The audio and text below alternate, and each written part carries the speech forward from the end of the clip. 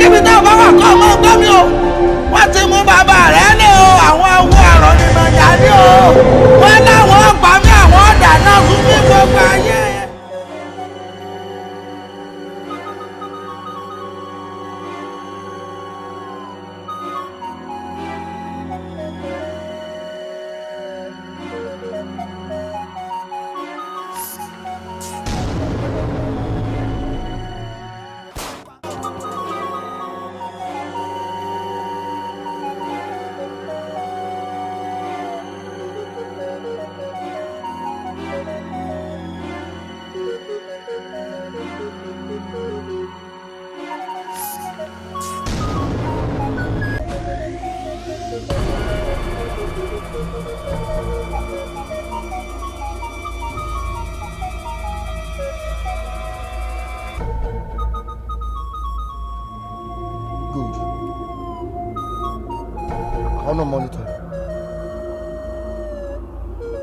Never mind yourself.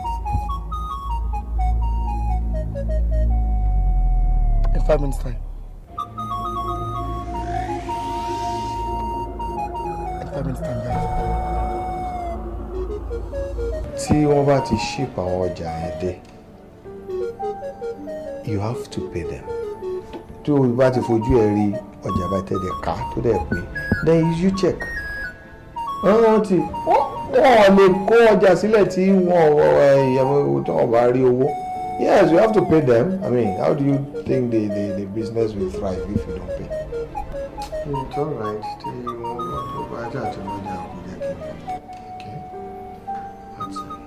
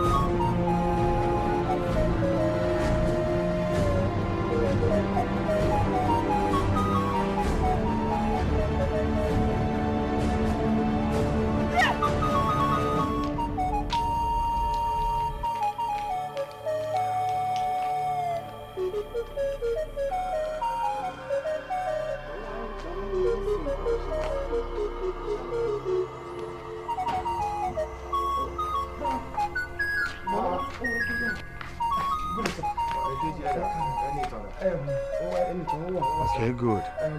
Now all of a sudden, Bashi wa lórí fit and train. Àwọn guys kọ́kọ́ wọlé ni wọ́n dé yìnbọn sókè. Ó lè kọ́ ni wọ́n bí gbogbo wa ṣe gbúrò ìbọn yakọ̀ dojú bolẹ̀ ni. Ṣọ́ọ̀ṣì wọ́n ti gbé ẹnìtàn lọ. Wọ́n gbé ẹnìtàn. Ta ló gbé? Ẹnìtàn ni wọ́n ti gbé lọ. Ọmọ mi. Bẹ́ẹ̀ ni mà. Gbóná gbé lọ. Ṣé kìí ṣe pé àwọn tẹ fẹ́ bá play tí jẹ wá ń lérí síra yín? Rárá, àwọn opponent wa kọ́ àwọn guys ò wọ́jẹ sí ọkọ̀ kó bọ̀ wọlé bá ti ṣe gbọ́dọ̀ bọ̀ gbogbo àjòjú bolẹ̀ ni. Ṣé kìí ṣe pé báwo èèyàn jà? So à ń jà abẹ́nibodì jà. Abẹ́nibodì jà. Okay, all right, okay. Listen up. Now, ńgbà tí ó wá ṣẹlẹ̀ ṣé ẹ̀yin ti lọ sí police station? Why not? Police! Káàkiri. Àwọn wà ń bí. Káàkiri wà lọ́wọ́ ẹ̀kọ́.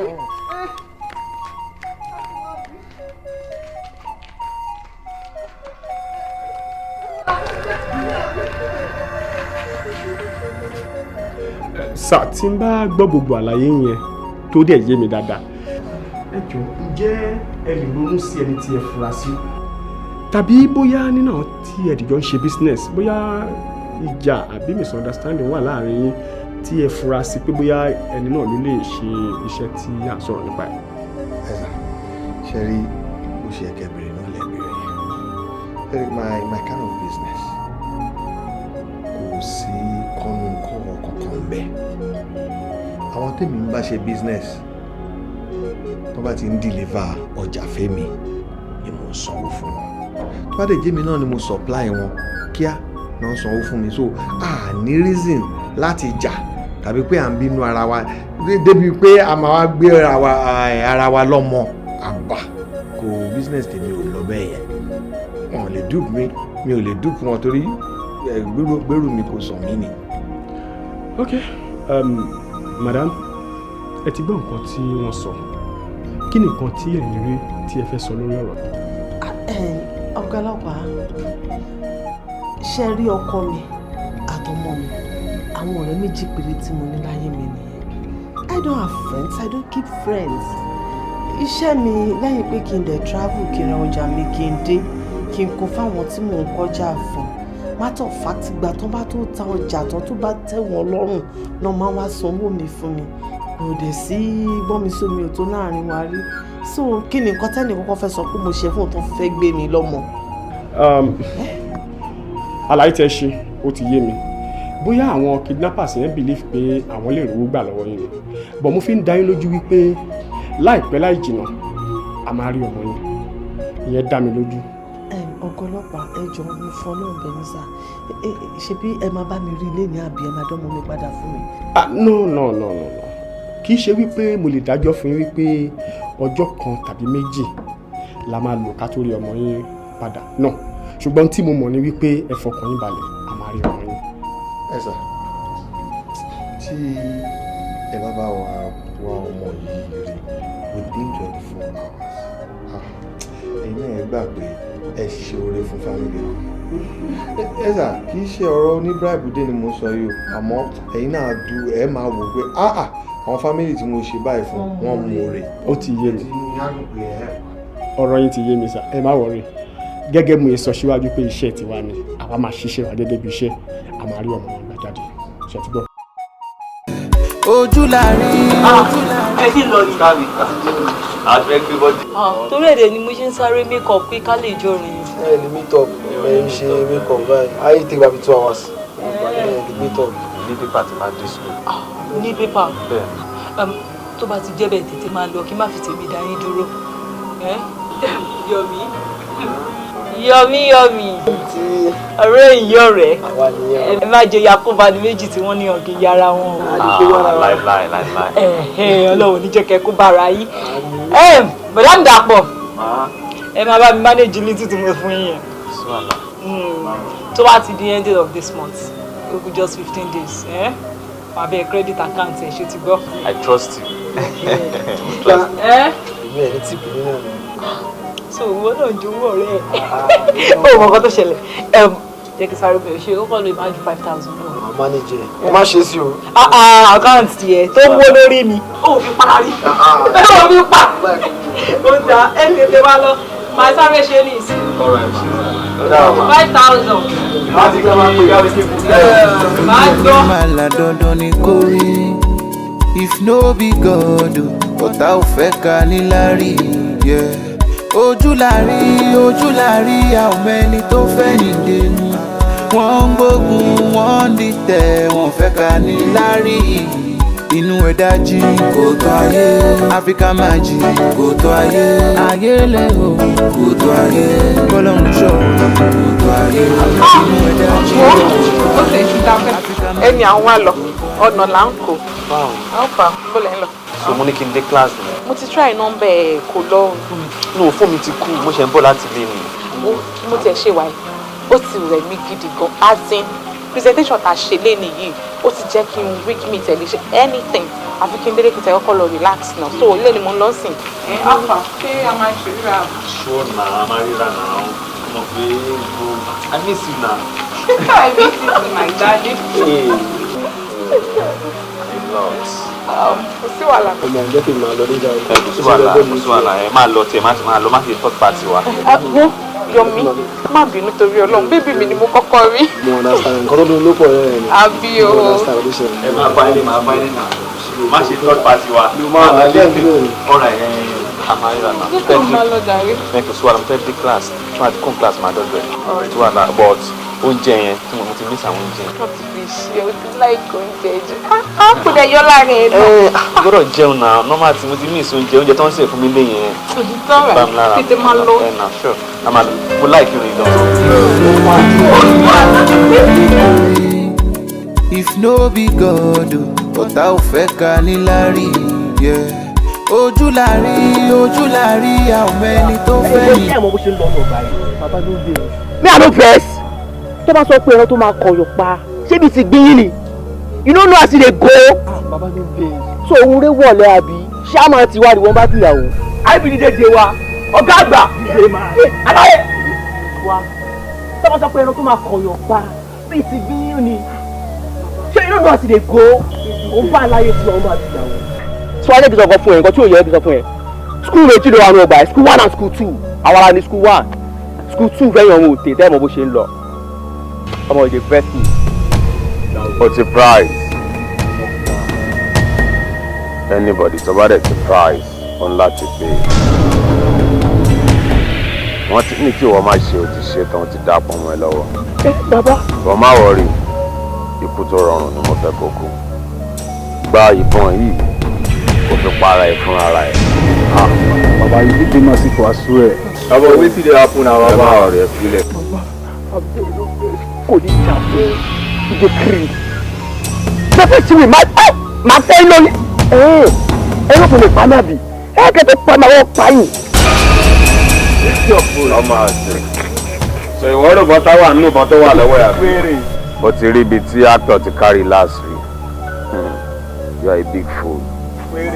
ó yẹ kí lórí ẹ ní guy aláyé irun guy.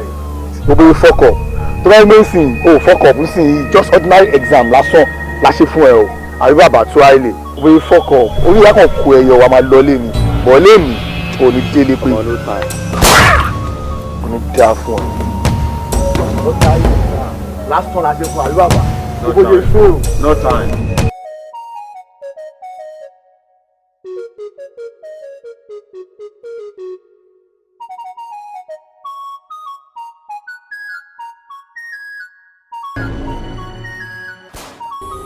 kì í ṣe pé mo fura sẹ́ni kankan but the only person tí mo suspect òun ni Saheed ọmọ ìyá mọ́rí àdá máa ń pè tàbí ká pè ní Saheed ọmọ yẹn ní fúfú òun ni former captain tí mo wà ṣẹlẹ̀ rí bí gbogbo Tọ́lá ní football academy ṣe tó yẹn wọn ò fààyè gbàgbàgbà any player tó bá ti fuck up most especially tó bá yẹ pé ó gba captain band dání tó wá ní kádé ní 7 tó wá dé níbi 7:15 or 7:05 ẹ̀ṣẹ̀ tó ṣe ń jọ ẹ̀ ní a ní match wà pé di venue so management wọ́n dẹ́ replace ẹ̀ pẹ̀lú ọ̀rẹ́ mi ṣàtìgbà tó rẹ̀ mi ti gba captain band yẹn láti ní problem pẹ̀lú ẹ̀ tó bá kì kò ní dáhùn tó bá instruct wa wọ́n máa kọ́ máa disturb wọn máa ṣe bó ṣe wọn ni So he was the only one tó pé iná ò dùn sí láti ìgbà tó rẹ̀ mi ti jẹ́ captain team wa. So ìyẹn nìkan ni tí mo kọ òun nìkan ni mo sọ special. Okay, no problem. Ṣé o máa lé bàbá yẹn gangan? Dáadáa, mo wọlé wọn dáadáa. Dáadáa. Tí n bá ní kó mú débẹ̀, àmú débẹ̀. Dáadáa. Okay, no problem. Sir, bákan náà ni gbogbo wọn sọ. Okay, no problem. Thank you. All right, sir.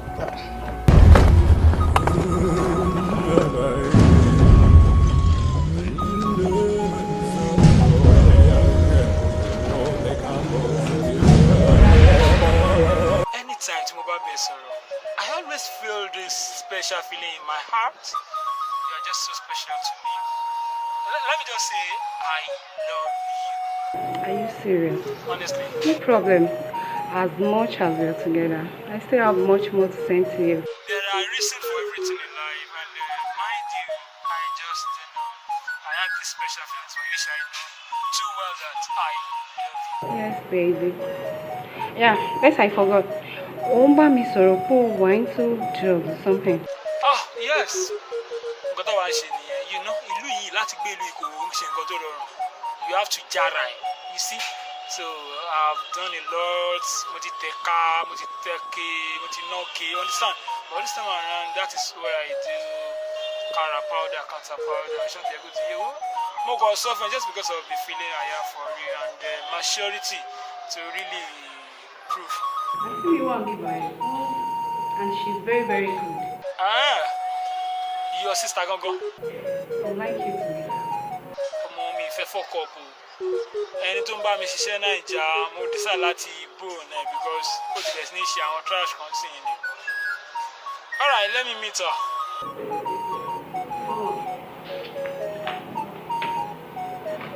Hi. Oh. Báwo ni? Ẹ kú ìgbádùn ma. Ìwọ ńkọ́? À ń dúpẹ́ fún Ọlọ́run ma. Àrà rọ́gẹ̀dẹ̀ náà ni ṣé understand ká máa yọ jayé. Mo gbọ́ nípa business sọ pé ò ń ṣe a very good business ní bíbá yìí ni o. Bóyá tí o bá ti fẹ́ dé kò jẹ́ kí mi mọ̀ màá bẹ́ẹ̀ find out nípa àwọn tó ń ṣe then èmi gan wà interested. Àwọn èèyàn wa nílùú àwọn ti jẹ́ kí gbogbo nǹkan súyàn because a kò máa wá gbogbo ọ̀nà tó fẹ́ fi jẹ́ máyé ni. Understand, but lágbára Ọlọ́run mo promise you we are going to do it all together. Okay, Mama, expect it. Nice talking to you. Oh, it's my pleasure, ma. Bye. Thank you. Let me talk to my baby.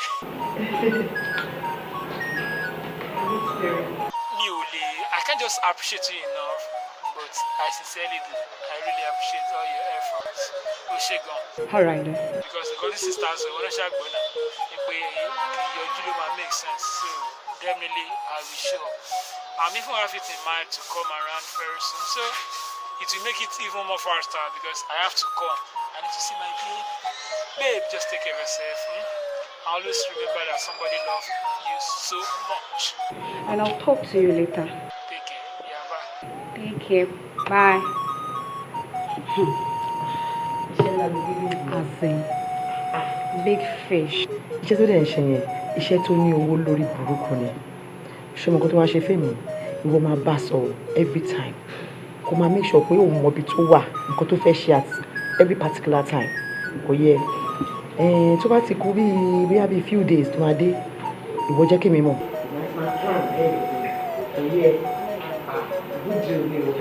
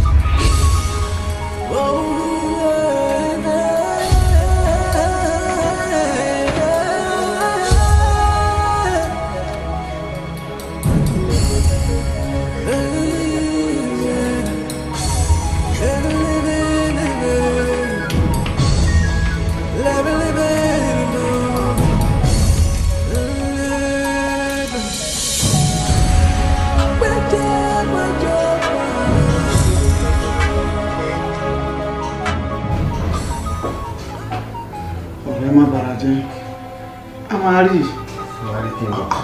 A máa rí ọmọ ẹ̀. Ó ní a máa bàrà jẹ́. Ó ní a máa bàrà jẹ́. Ọmọ wà ní stadium, ó ń train. Young footballer, ó ń train. Àwọn kan dẹ̀ kóra wọn jọ, wọ́n dẹ̀ kó wọ́n gbé. Wọ́n gbé àwọn ibi tó ń gbé lọ. Kò wá ní as a parent kí ni wọ́n bàrà jẹ́. Ọ̀rẹ́ ẹni ètò iṣẹ́ ọmọ tó máa sọnù, ọmọ tá a máa rí ni. Àwa fúnra wa àjókòó, a náà ń gbégbésẹ̀ lórí ẹ̀. Ẹni tó lè nù, a máa rí. Ẹni tó lè sọnù. Wọ́n gbé ọmọ stadium lọ́wọ́ lè sọnù. I said have your seat. Sit down.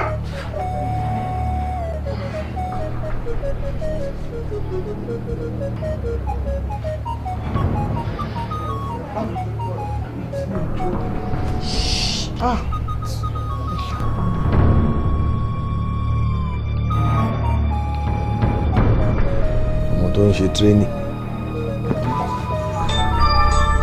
Lọ́ máa rí ẹni tán. Hello. Bá ọmọ ẹ sọ̀rọ̀. Wọ́n ní kí n bẹ̀ ní tó sọ̀rọ̀. Hello. Hello Ẹnìtàn, báwo ni? Hello daddy. Wolo wa gangan bí kí ni nǹkan tó ń ṣẹlẹ̀ kò sí ẹ̀kọ́. Wọ́n ti kidnap mi jọ. Okay, kí ni Bolo wa? Just describe the situation and the. Bẹ́ẹ̀ kí ni fún mi?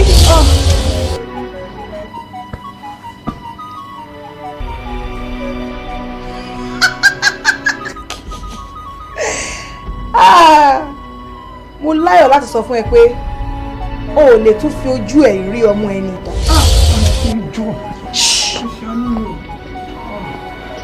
Torí pé kí ni ó ti wà lọ́dọ̀ ẹni tó yìí. Má try kó máa wá rárá o. Torí tó bá wá ó kàn ń ṣe àṣedànù ni o ò lè rí. Ẹ jọ̀ọ́ ṣe rí one word. Bastard. Abala. Iṣẹ́. Stand up. Obi. Wá mi láti fi ajẹ́ rọ. Ìyẹn tó bá jẹ́ pé ìwọ fún ẹ corporate. Anything tó bá fẹ́, béèrè lọ́wọ́ mi. Nǹkan tó bá fẹ́ jẹ, nǹkan tó bá fẹ́ mu, béèrè lọ́wọ́ mi máa ṣe fún ẹ. Move. Move! Ọ̀rẹ́, kí náà wí èwo ni ìgbésẹ̀ tó kàn. Wọ́n ní kí n bá Ẹnìtàn sọ̀rọ̀. Ó dẹ̀ ti bá a sọ̀rọ̀. Mo ń bá Ẹnìtàn sọ̀rọ̀, mo ti kó tiẹ̀ kan describe situation tó wà. Ó dàbí ṣe wọ́n já fún yẹn gbà lọ́wọ́ ẹ̀ because ẹni tó sọ̀rọ̀ next sọ pé o lè rí ọmọ Ẹnìtàn mọ́. Kì í ṣe ọmọ tiwa. That has created fear now. Àwa máa rí Ẹnìtàn tiwa, ọmọ tiẹ̀ ni ò ní rí mọ́ láéláé. Ọ̀rẹ́, jẹ́ ká pèrè àṣàkíyèsí o. Ṣé kìí ṣe àwọn tẹ̀jọ́ ń ṣe business, àwọn ni wọ́n ń fara pamọ́ tí wọ́n ń ṣe gbogbo nǹkan tí wọ́n ń ṣe ṣá. Business. Àjọ ń ṣe business kẹ. No, wait.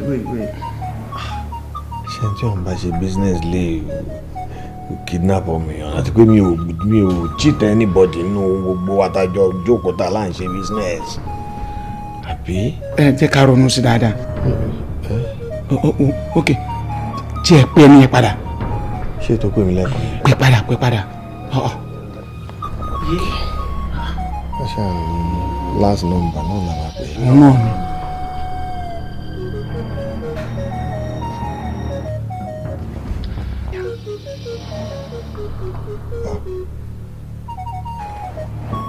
Switched off. Ṣetán. Ronú lọ síbi tí mo ronú lọ. Ṣetán. Hey, God.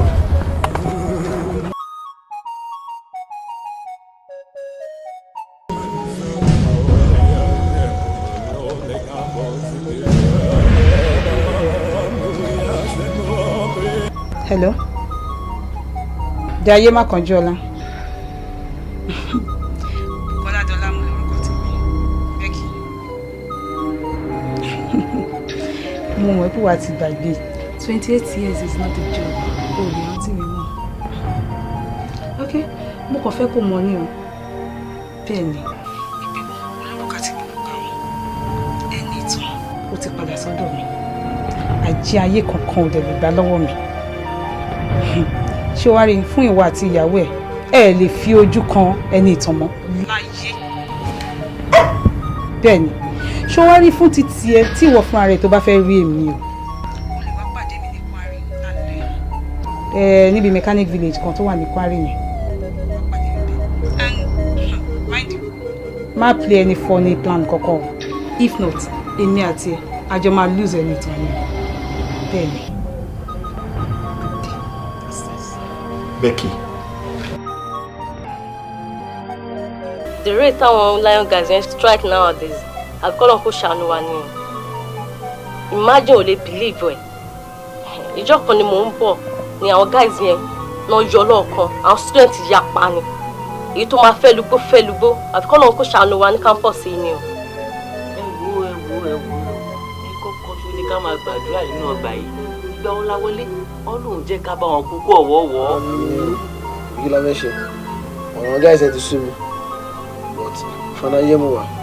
Ṣé máa ń tó ìtí wọn kí n fi skul lẹ́nu kí n mò ṣe mọ́ ni? Àwọn aṣílẹ̀ tán náà ni Ọlọ́run gbà lọ́wọ́ wọn ni.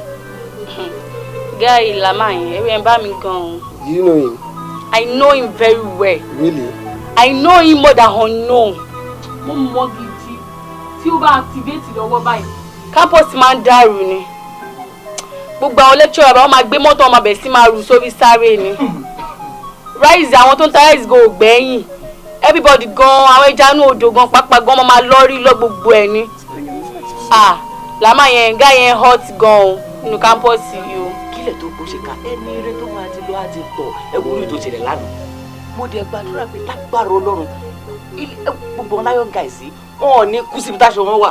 Àmín o. Àmín.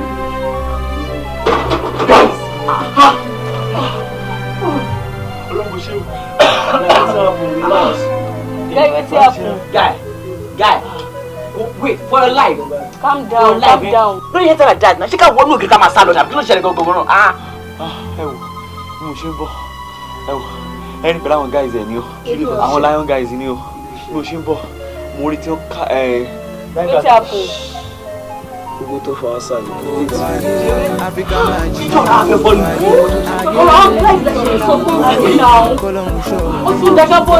Kí la máa ṣe báyìí? Kí lẹ fẹ́ ṣe ibẹ̀ ní kò dúró sí kí lẹ fẹ́ ṣe? Dúró sílẹ̀ bóyá náà sọ̀tà làtọ̀ àwọn abẹ́ pẹ̀lú. Wọ́n ní kò má bọ̀ Father, you think me I dey calculate my steps like an you guys everywhere just dry. Ogun ọmọ tá máa ń gbọ́ pẹ́ lọ́wọ́ wọn ẹ̀gbọ́n wọn ti sá kúrò náà gbà. Àwọn ẹ ti gbọ́ kò yẹ ẹni wọ́n ti mọ bó ṣe ń lọ òyìnbó gan òrìdì mọ́ òyìnbó gan ti gbọ́.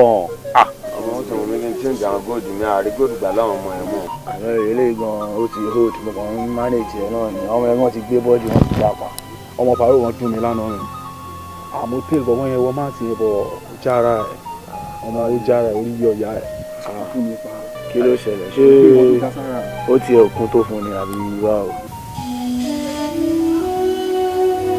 Lama inna the building alaye Lama ló tẹ̀lé. Don't Lama rẹ̀. Yeah. Ṣé ẹ ṣe fọkàn fún àmì náà? Fuck about how?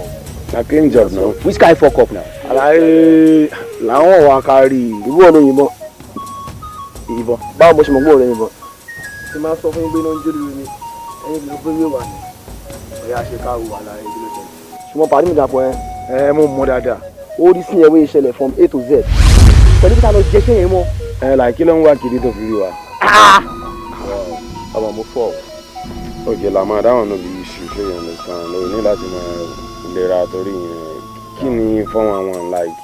Kí ni next thing?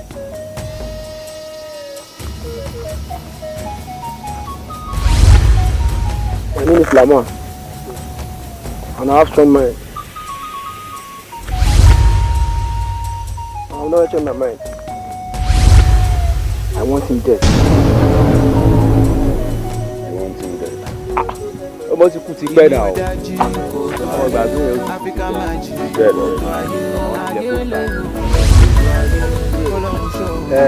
àlàyé ló ti dè wait for hold the evidence now àdúrà o. Ara balẹ̀ jàre ìbẹ̀rẹ̀ kó máa gbọ́n tí o. Ta ni Yamap ká tó jáde, ṣé a kò máa strike like Yamap? Àgbọ̀dọ̀ jà plan. Àkọ́kọ́ lọ bí àyà ọ̀rọ̀ kó máa rẹ̀ ọmọ òṣèlú yẹn. Àkọ́kọ́ alẹ́ fẹ́ gẹ̀. pé àyọpẹ́ ti yọ nísìn àyọpẹ́ ti yọ ṣùgbọ́n nǹkan kan lèmi kàn máa fẹ́ kó jẹ́ ká ṣe.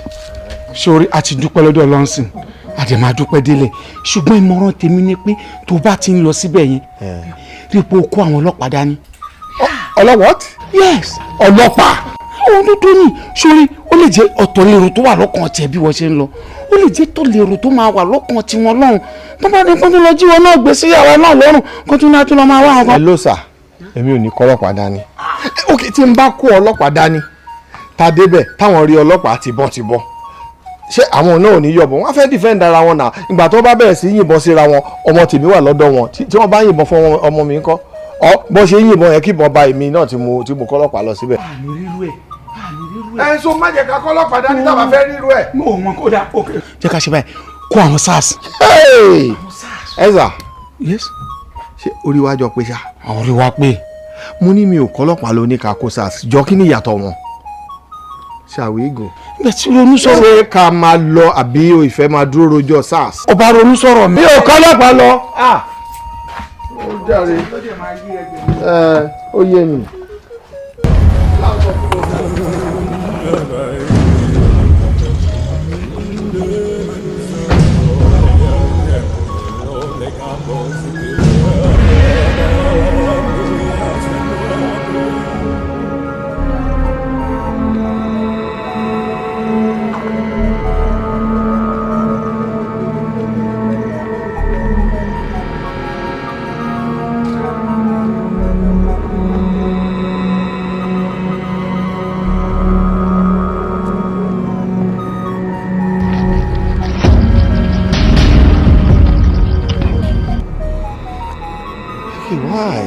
bó ṣe wọlé ni mo ti rí ẹ kí n má wulẹ̀ gbà ẹ́ ní àkókò rárá ṣé o rí ẹni ìtàn ó ti wà ní sàkání mi báyìí tí ó dẹ̀ sí bàbá ńlẹ̀ ẹnì kankan tó lè gbà kúrò lọ́dọ̀ mi torí pé ẹni ìtàn tó rí yẹn òun ló sọ mí di àgàn a kì í gba àkàtà lọ́wọ́ akitì kò sí bàbá ńlẹ̀ ẹnìkan tó lè gba ẹni ìtàn kúrò lọ́wọ́ mi mọ́ tí ó wá túmọ̀ sí pé ìwọ àti ẹni ìtàn ẹ lè fojú rí ara yín mọ́ láyé.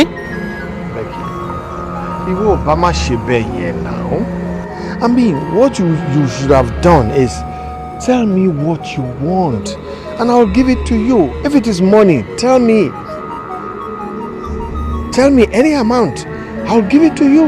I can give you a blank check. Then you spend the money, go and use the money for whatever you want. You just return my child. Return my child. Ẹ gbọ́ bó ṣe sọ. Ṣé o rí owó tó fẹ́ fún èmi yẹn? Wàá mú owó yẹn kó o tún lọ fi ṣe ètò fún ẹlòmíì bó ṣe ṣe fún èmi náà. Nonsense. Becky? Becky? Becky? Go to hell. Becky! Go to hell?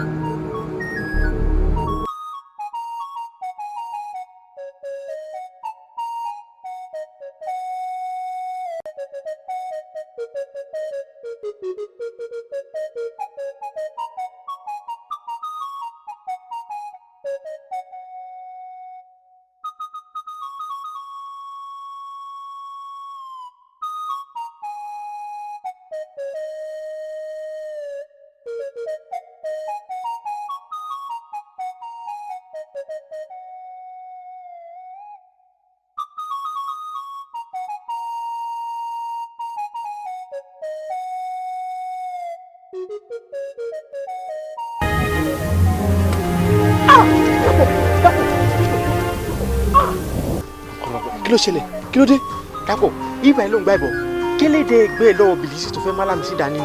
kí ló ṣẹlẹ̀ àwọn lion guys ẹ ibi báyìí ló ń gbà lọ. lion guys mo dárò kí ló ṣẹlẹ̀ kí ni mo ṣe fún mi ṣe nǹkan fún wọn. má béèrè pé kí ló ṣẹlẹ̀ o ó dàbí pé ìwọ náà wà bọ̀ ìwọ dẹ̀ náà fẹ́ pa. èmi mo dárò ó dẹ̀ mọ̀ pé active mode làwọn guys máa ń wà always. mo dárò kí ni màá ṣe báyìí kí ni mo ṣe. èmi.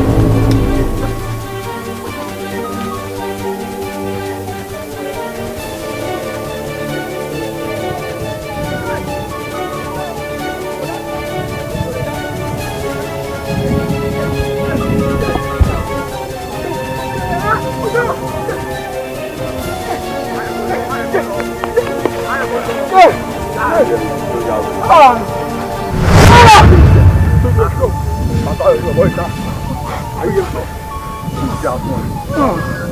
tó bá yá sí ẹyẹ èèyàn ẹ bá dé o. ṣé tó bá kú sìn tí kò bá pa ẹ́ sìn ṣáwọn yẹn máa ní ikú pa ẹ́ ni àbí wọ́n ló fẹ́ nu ara ẹ̀ pé kú kíkú wá pa ẹ́. èmi náà mọ̀ bá mi mo mọ̀ pé ẹni ọgbọ́n kò tó nǹkan ẹni òmùgọ̀ pa ló pọ̀ jù mo gọ̀ ni. ok ó mọ̀ fúnra ẹ̀ àbí ok òun wẹ́ni tó máa sọ fún ẹ ni. bí tó bá kú sìn àwọn olùkọ́ máa sọ pé oró ńlá lọ dá tọ́ọ̀dẹ̀ wọn bó ṣe ń lọ. go see wetin I go do now. have mercy bí ọlọ. ilẹ̀ kò láti náà try gan kó tó kú sọ̀rọ̀ débi. àwọn ọmọ tiẹ̀ ní kó máa kú látọwọ́. ó ọ̀gbẹ́ni má lọ́bẹ̀ àwọn ọmọ ẹ̀kọ́ kádàrá ẹ̀ ni ó ti yé ẹ̀ kádàrá tó kọ látọ̀run nìyẹn kó máa látọ̀dọ̀ wa ó ti yé ẹ̀ kí lè máa lọ jọ.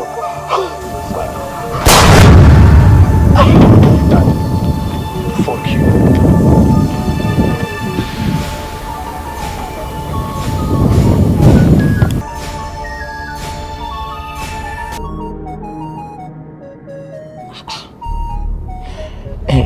By the way sir, nǹkan tẹ́ ń gbìyànjú àti fún mi ni pé ẹni tọ̀tà ń wá Becky òun ló jí gbé. òun ló gbé.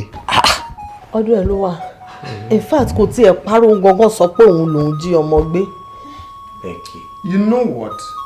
mo tún wá ní òkè ò Becky owó lélẹ̀ jẹ́ kí n gbé owó yìí fún ẹ kó o dá ọmọ padà fún ọ ni no pé òun ò ní gba owó lọ́wọ́ mi pé owó ọwọ́ mi yẹn kí n lọ fi háyà ẹlòmíì bí mo ṣe háyà o nígbà yẹn kí n sanwó fún ẹni yẹn kó ṣiṣẹ́ tí òun ṣe fẹ́mi nígbà yẹn kó ṣiṣẹ́ yẹn fẹ́mi again.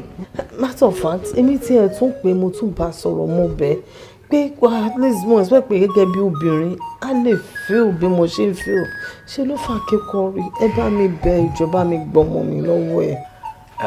Anyway so far àṣẹ ti mọ ibi tí ẹnì tán wà tá a ti mọ̀ gbọ́dọ̀ Becky. ibi ẹ ló wà sẹ́ ẹ̀. èmi á rí Becky. ó jẹ́wọ́ London ló wà. ó ń láti jẹ́ kó gbàgbé pé ọ̀rọ̀ yìí ó ní legal back nínú. toro ṣe undertaken. ó sign ìwé. Yes she did and gbogbo nǹkan dẹ̀ lèmi ń cherish ṣùgbọ́n mo cherish document ju everything lọ bí document bá wà lọ́wọ́ mi tí ò bá ti wọ bíi 30-40 years èmi ò ń dànù so which means pé gbogbo document yìí mo ṣì ní. which means you still have the papers. I have it very intact with me. ẹ ṣé o dúpẹ́ sá. God is wonderful ẹ ṣé gan sá. ẹ jẹ́ ká fọkàn balẹ̀ èmi máa mọ bí màá ṣe máa gbégbésẹ̀ máa mọ bí màá ṣe rí Becky so màá gbégbésẹ̀ máa jẹ́ káwọn kan tí ò yẹ kó yẹ. No, the fact that you still have the papers ọkàn tí ẹ wá balẹ̀ báyìí. so tó bá jówó ló bá ń fẹ́ so we give it to her tó bá dẹ̀ sọ pé òun ò fowó pábùkù lòun fẹ́ so a máa fún un lábùkù náà so ẹ jẹ́ ká fọkàn balẹ̀. Okay sir, thank you sir. ẹ wo bílísì àbí owó àbí wàhálà yẹn kékeré tí ẹ nìyẹn ọmọ mi ló ṣe kókó ẹjọ́ ẹ bá mi ẹ make sure pé ràn mí lọ́wọ́ ẹ sá gbogbo pa yẹn bá mi gbà. ẹ jẹ́ ká fọkàn balẹ̀.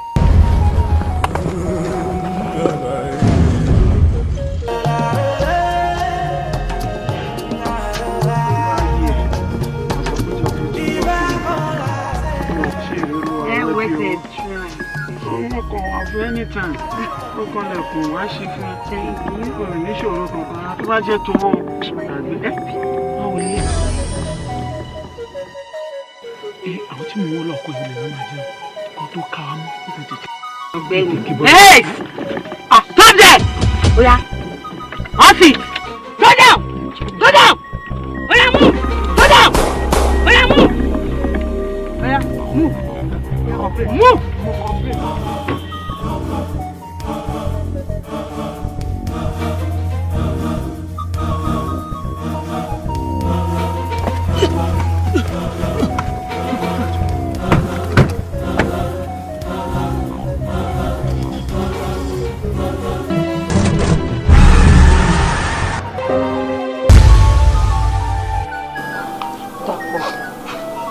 ṣé kí n máa tàn ẹ́ ẹ̀rù ń bà mí o inú mi ò dùn because tí o bá ṣe pé Ọlọ́run tó yọ ọ́ ni kí là bá máa sọ báyìí nísìnyí as in ẹ̀rù ń bà mí gidi gan ni because mi ò tiẹ̀ mọ nǹkan tá a fẹ́ sọ sọ́rọ̀ tó wà lẹ́yìn ìwọ náà ò lè imagine pé tó bá ṣe Ọlọ́run ọba tó fẹ́ kí n fojú sunkún ẹ tó bá mi kó ẹyọ ni kí ni àbá máa sọ báyìí ipò wo ni mo mọ̀ tó fẹ́ wà báyìí ó ti sún mi o mímọ̀ kó tá fẹ́ ṣe sọ́kọ̀ àwọn guys tó kàn lé ẹ kiri yìí o àbí kí ló bá yín pọ̀ òde sọ fún mi. kò yé mi bí bá sọ kó yé mi irọ́ pátápátá ni mo pa kò yé mi anytime báyọ̀ kan máa tẹ̀ omi kiri wọ́n máa lé mi kiri ni mi ò lè rí inú school gan mọ́ ọlọ́nkan ló yẹ ọpọlọpẹ bọ̀bọ̀ tí Bọ́túndé tó yẹ kó mọ cosmate mi yẹn ó ló wá ṣèké fún mi nínú lecture room bọ̀bọ̀ yẹn ní ìsìnkú tó ti pa bọ̀bọ̀ yẹn náà ó ti pa bọ̀bọ̀ yẹn ojú mi bá náà ṣe pa bọ̀bọ̀ yẹn mo dárò. ó mọ advice tèmi èmi á suggest pé ká lọ sí police station káwa lọ ṣàlàyé gbogbo bó ṣe ń lọ fún wọn bẹ́ẹ̀ because èmi ò fẹ́ lose ẹ o. Police station lè work kò lè work àwọn ọ̀bọ yẹn mọ̀yàn gan wọ́n nẹ́rù gidi gan ni wọ́n mọ̀yàn gan bí wọ́n ṣe ń wọ́n yẹn DPO IG wọ́n mọ̀ tí máa sọ fún wa kan waste time ara wa ni kò sí nǹkan tó fẹ́ ṣe kò yé mi. kí la ó fẹ́ ṣe báyìí torí ọ̀nà mi máa sí ready láti fojú sunkún ọkọ. ó tẹ̀ dá ìgbàmí náà ló pé mi ẹ ló bá o mo mú wa pàjáre ọ̀dọ̀ sísí ni mo wà ọ̀dọ̀ Tinúkẹ́ ni mo wà.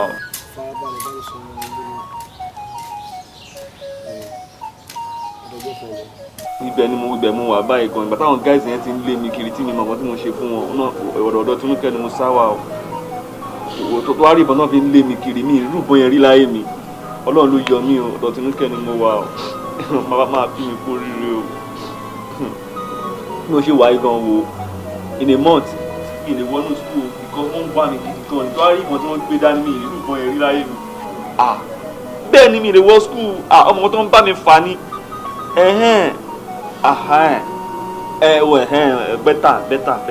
better okay alright mama kí o náà kí ẹ alright o ṣe ọ̀rẹ́ mi ìwọ nìkan ni mo sọ fún ìjọ nítorí ọdún má bàa mi sọ fẹ́ ní kankan o. o ṣe. Okay, ó dàbọ̀. kí ló sọ kí.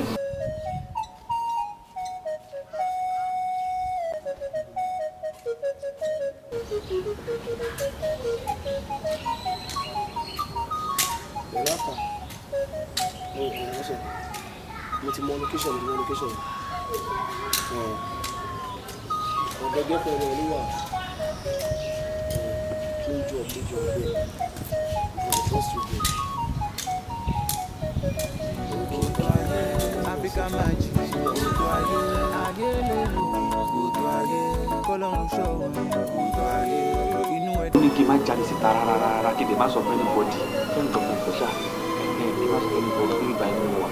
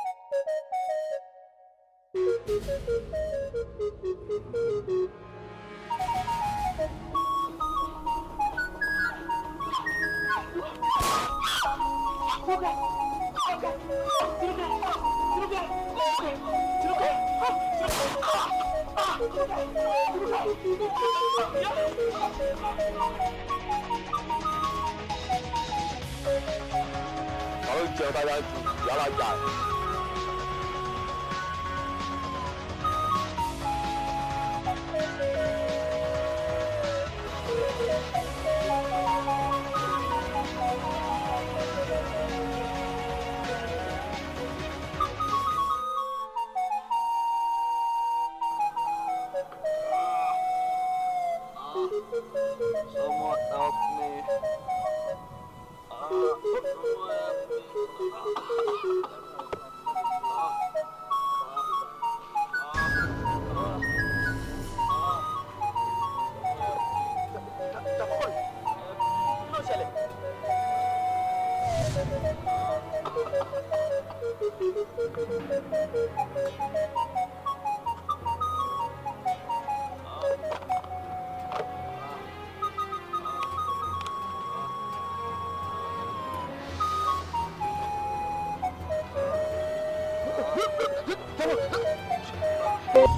Madam, mo ń ro nǹkan kan. Bí ẹnìkan ṣe wà ní ọ̀dọ̀ yín sí. Mo ń wò pé ẹ̀yin àti ẹnìtàn kẹ́ fìlú ìsílẹ̀. Bẹ́ẹ̀ kẹ́ travel out. Reason ni pé àwọn tí wọ́n wá ẹnìtàn tẹ́ bá ṣì wà around nínú ìlú yìí, ó ṣeé ṣe kí wọ́n trace yín kó gbé ẹnìtàn padà lọ́wọ́ yín.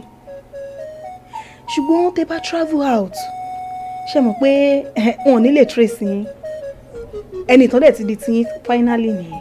Ó dẹ̀ rí yẹn sọ, mo like idea tó ń wá yẹn. Àbí ẹ mọ̀ bí ìyín ṣe pọ̀ tó láti inú ìlú yìí lọ sí òkè òkun ni. Níbo lẹ fẹ́ dé ná tí ẹ̀ ní rẹ́ni tó máa gbà yín?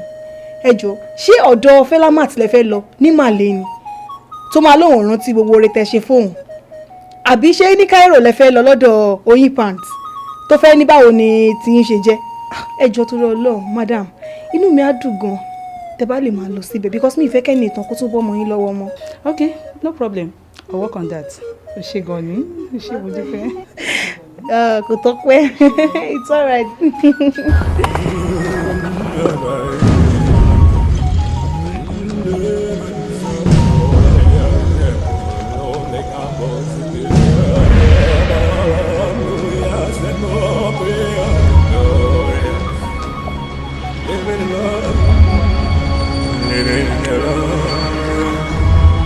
Mo ti gbọ́ nǹkan tó sọ, èmi náà ti fẹ́ kúrò nílé sí.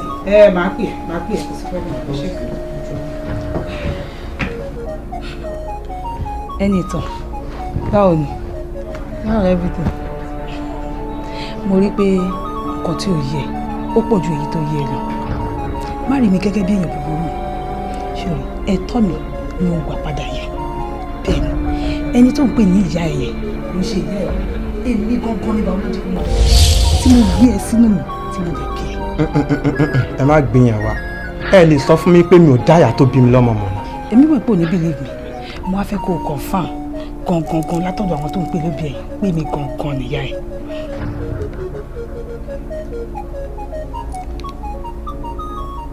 Okay, gbà. Hello mami, Ẹnìtàn ló ń sọ̀rọ̀.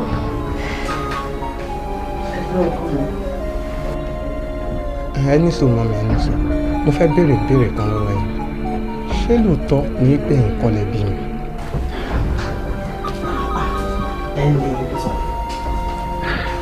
Ṣé òun méjì máa ń pàdánù ọgbọ́n mi? Kò pọ́sibú mo máa yá fi ara ẹ̀ balẹ̀ ṣòtúgbọ́n má jẹ́ kẹ́ni kankan tó ẹ̀ o má jẹ́ kẹ́ni kankan nínú àwọn ọ̀daràn ẹ̀ má jẹ́ kẹ́ni kankan jẹ́ fún ẹ o èmi ni mo bí ẹ. Ẹ wo ẹni sọ̀rọ̀ nǹkan tẹ̀ bẹ́ẹ̀ ó wà important mo ní ìdí ẹni ó wà important yìí gan. Irọ́ náà ń pa now tell me ṣé ó possible ṣé obìnrin méjì ìyá méjì ṣó ń bí ọmọ kan ṣoṣo ni kò ṣẹlẹ̀ rí kò dé nítorí mi bẹ̀rẹ̀. Gbogbo ẹ̀rọ yẹn now listen ẹni tó ń wó mi sùn mi owó látìgbà tó ti gbé ẹ̀ èmi náà sa gbogbo apá dáadé náà òde sí mi. ok mo ti gbọ́. hello ẹni tán. ṣé wàá rí ẹni tán feel free ilé ni ilé o ìwọ náà ṣàlẹ̀ pé látijọ́ tó ti dé ibi wọn fọwọ́ pẹ̀ wọn ò ṣe anything fún ẹ. nǹkan tó ń ṣẹlẹ̀ yìí mo wà confused tí bá sẹ́ pé ó yé mi irọ́ ni nǹkan tí mo believe ni pé ìyá méjì ò ṣáà lè bí ọmọ yìí kan nǹkan tẹ́mi kàn try láti jẹ́ kan ẹ understand ni pé anything tẹ́ bá fẹ́ látọ̀dọ̀ àwọn parents mi ẹ gbà lọ́wọ́ wọn wọ́n á fún yín kẹ́kọ̀ọ́ fún èmi kí mi máa bá rìn àjò tèmi lọ. kò yẹ àti òye Rose take care baby let's go. okay madam.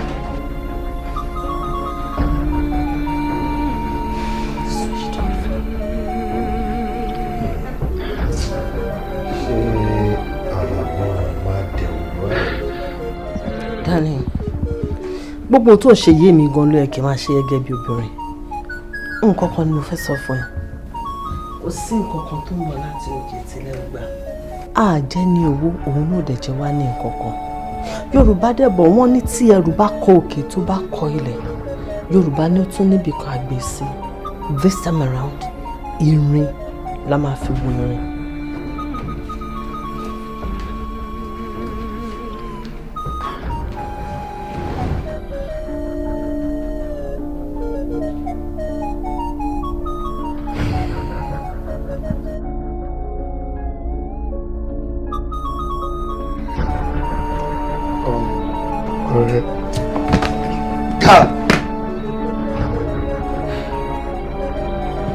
Ṣọmọzù láyé tó ṣe gógó action pọ̀ bí ó gógó guy wọ́n ti ní kó feel free so it's just me and you feel free so careful Jews so show use me what about video game kàtà play káwọ owó egun sí.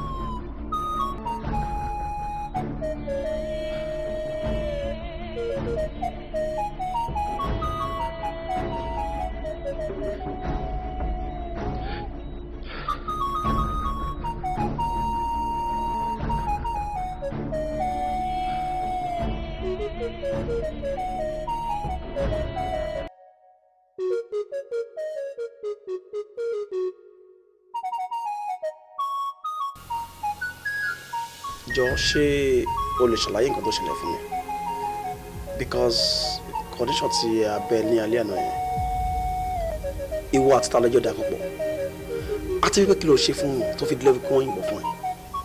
Kápọ̀ mi ò understand mi ìmọ̀ tí mo ṣe fáwọn guys yìí nǹkan tí mo kàn rí ni kókàn tẹ omi kiri wọ́n kàn lé mi kiri ni kò síbi tí mo rìn sí báyìí wọ́n máa lé mi kiri ni ibi tó ń lé mi dé olùsá sọ́dọ̀ girlfriend mi kíkẹ́ ìfarapamọ́ síbẹ̀ yẹn díẹ̀ ìgbà tí màá tún rí wọ́n tún wá mi débẹ̀ wọ́n ní kí n escape pẹ̀lú girlfriend. Sorry kájọ máa sá lọ ọ̀nà àwọn ìbàyẹn sá lọ wọ́n ti shoot girlfriend ibi tí wọ́n ní kí n escape ẹ̀ wọ́n ti pè mí náà lápá Mi mọ condition ti girlfriend mi wà bá. Kápọ̀ ìjọ. Ọ̀gá mi wá girlfriend mi. Wá. Nínú àwọn àlàyé tó ń ṣe fún mi sìn. Àwọn kan wà tí ò rírì yé mi dábẹ́ lára. Àwọn guys wo ni ò ń gbìyànjú láti sọ̀rọ̀ nípa ẹ̀? Àwọn lion guys ni. Lion guys. Wá, àti pé girlfriend yẹn kí lórúkọ ẹ̀? Tinúkẹ́. Tinúkẹ́. Tinúkẹ́ wo nìyẹn? Tinúkẹ́ Badmus. Tinúkẹ́ Badmus. Beautiful girl. Tinúkẹ́ Badmus. Tinúkẹ́ Badmus. Tó ń gbé chocolate fila. Ṣé ẹ mọ̀ ni?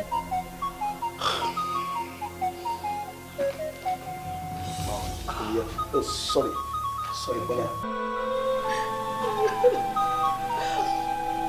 Ọ̀gá o, ayé mà níkà o. Ṣé pé Tinúkẹ́ ti kú náà nìyẹn? Ikú tó pajú ẹ̀ ni òwe ńlá ló pa fún mi o.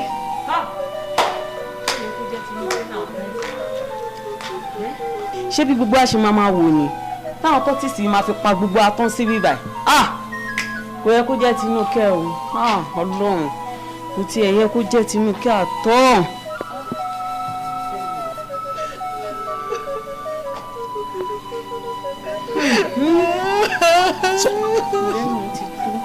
Sorry, ẹjọ kí ló ń ṣẹlẹ̀ nígbà ìgbóná?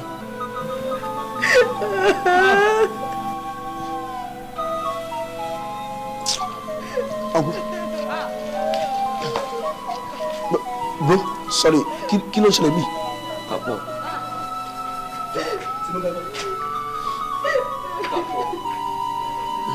Kápọ̀. Wo ó dé bolúgbọ̀n, ó mú mọ́ra ni. Ó dé bá rẹ̀ sànú, ó mú mọ́ra ni. Ó ní láti ṣọkàn ọkùnrin. Wo ṣàdédé la gbọ́ pé àbúrò ẹ̀ ti kú. No.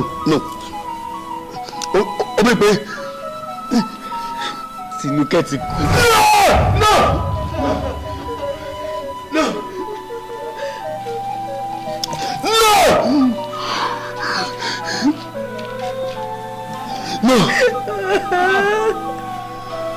Lion guys, you are in trouble.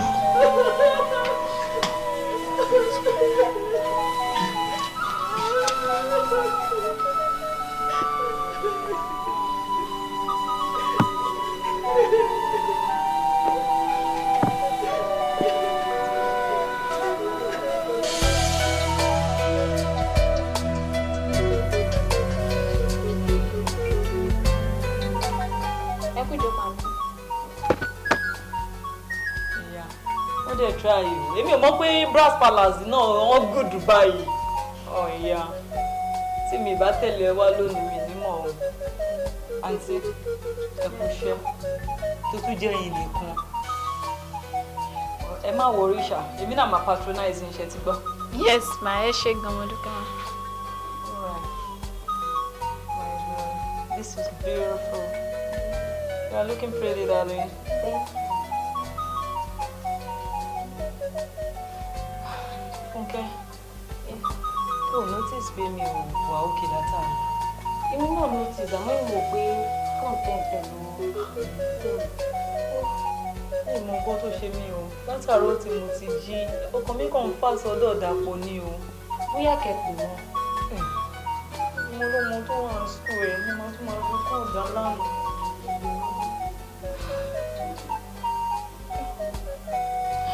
Ẹ ló Dàpọ̀. Kí ló ṣe ẹ́?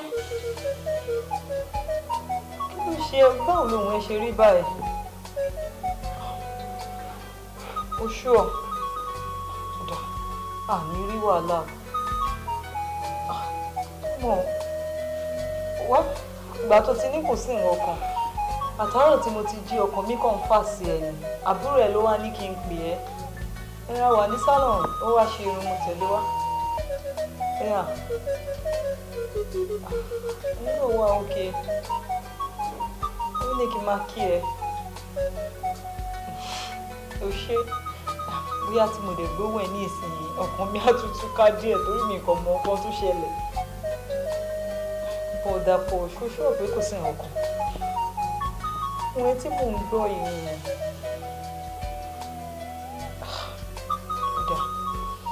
Ọlọ́run ní jẹ́ ká ráburú ti gbọ́ kó tẹ́kì ẹ̀yìn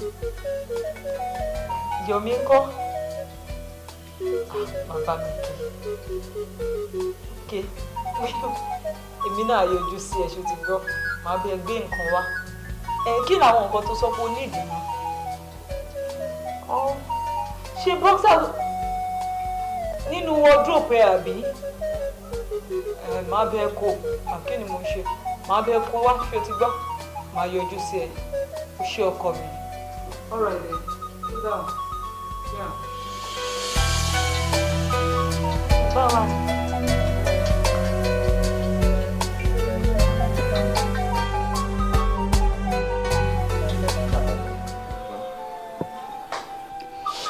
tí mo bá sọ fún ẹ pé Tinúkẹ́ tí wọ́n ń pè ní ìyàwó tiẹ̀ àbúrò tèmi ní nǹkan. kò possible náà kò jọra wọn báwo kan bá lóye ṣẹlẹ̀ kí ló dé kò yé mi. Oh my God, same mother same father lèmi àti ẹ. Possible how come mi ò gbọ́ rí pé Tinúkẹ́ ní ẹ̀gbọ́n kan kò sọ fún mi rí kí ló ṣẹlẹ̀. kò lè sọ fún ẹ torí pé ọmọ ọlọ́ ìgbọ̀n tó ń ní that's why tó ṣe hide mi fún ẹ. ìjàpọ̀ mo fi àsìkò sọ fún ẹ pé Tinúkẹ́ ti kú. Tinúkẹ́ ìwò kápọ̀ Tinúkẹ́ ṣe kí ni ṣe Tinúkẹ́ ṣe kí ni Tinúkẹ́ ṣe kí ni kò possible.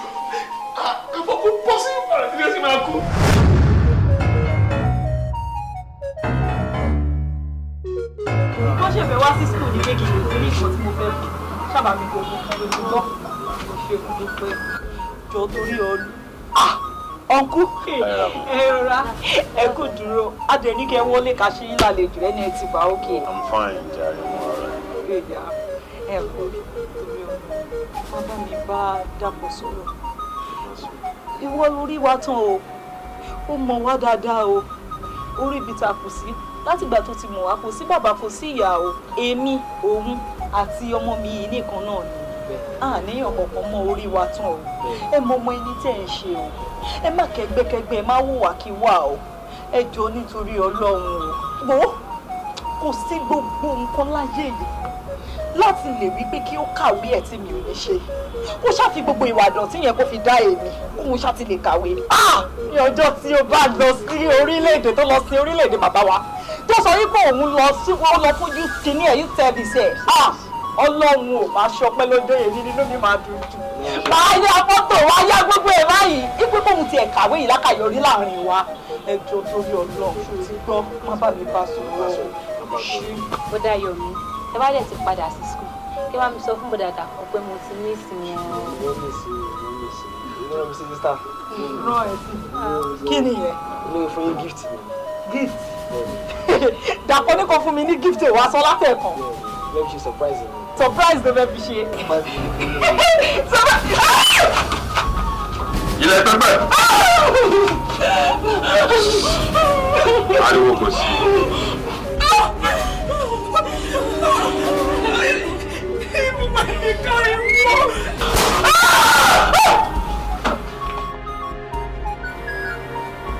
Alpha, ṣé kò sí anybody nínú ilé yẹn? Sure. Gbọ́dọ̀ sí traces o. Kápẹ́ tí ó lè kú, kí ló ṣe máa kú? Tí mo kẹ́ ṣe kí? Hello? Alpha Dàpọ̀. Hello, ta ló ń sọ̀rọ̀? Mo fẹ́ kó mọ̀ pé ìyàwó ẹ̀ nìkan kọ́ ló kú. Ẹ̀gbọ́n ẹ̀ àtàbúrò ẹ̀ náà ti fẹ́ jẹ ìbílẹ̀. Hello? Hello? Hello? Yé! Kápọ̀! Hello? Yé! Kápọ̀! Kí ló ṣẹlẹ̀? Kápọ̀ tèmi ti pa. Èmi ti pa. What are you? Ikọ̀ náà ẹni guys ló pè mí sí. Ó jẹ́ mi. Tinúkẹ́ nìkan kò. Ó ti pa sísè. No! No! Kò pọ̀ sí. Kamo kò pọ̀ sí. Kamo kò ló ń ṣe. Kamo kò ló ń ṣe. Kamo kò ṣe. Kamo kò pọ̀ sí. Kò pọ̀ sí. Who is this guy? Kamo, this my friend. Yomi ni yẹn bad ni Yomi. Best friend mi ni. Best friend mi ni. Kamo kò pọ̀ sí. Ẹ bá mi jí o. Kamo, you have power. Ẹ bá mi jí o. Do you know Lama? Mo máa ń gbórúkọ yẹn ni. Ní ìmọ̀rí mi rírí Kamo kò gbọ́dọ̀. This is my life. Kí ni mo ṣe? This is Lama. Kò possible. This is my friend. Yomi lórúkọ ẹ̀ kó ṣe Lama. Ikọ̀ àwọn 8 man ẹ̀rìn.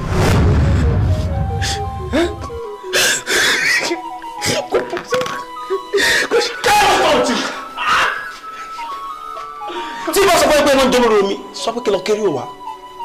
Lama, this Lama, kò possible, kò jẹ́ Lama. Ẹni tàbí kò fẹ́yìntì, tó fẹ́ gùn sọ́wọ́, ẹni tàbí kò fẹ́yìntì lójú, tó fàtà sẹ́yìn.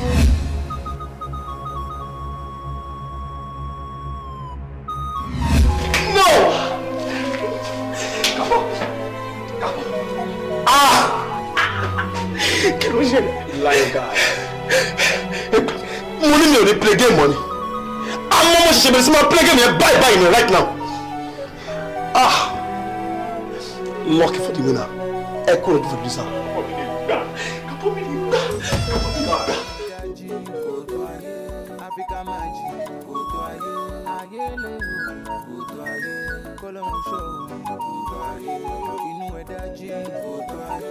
Africa Magic, Mr. Block Ninja, Color Show,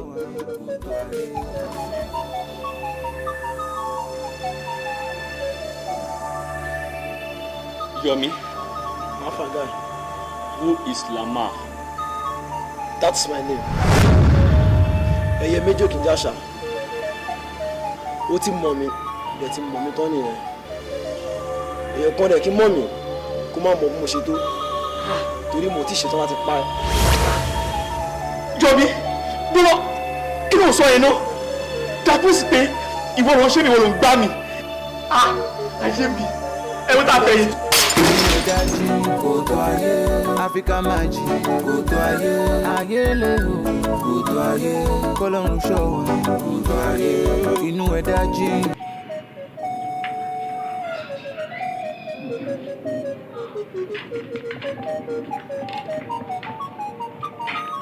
Move. I said move.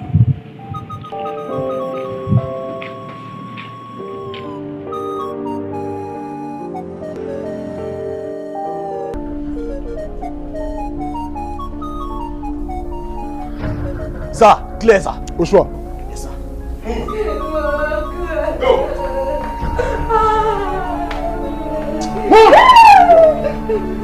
Ọ̀gá ńkọ́? Ọ̀gá ti birthday. Ṣé ọ̀gá ti jáde àbí? Ọ̀gá ti birthday. Ìgbà tó máa jáde, gbọ́dọ̀ dàgbé fóònù lọ. Ọ̀gá orí kankan. So, irú mọ́tò ló gbé dání? N kò mọ̀. Sọ́ọ̀lọ́! Ǹgbà ìwé ńkọ́? Ọ̀gá jáde. Kò dẹ̀ sọ ní kò fẹ́ jáde àbí?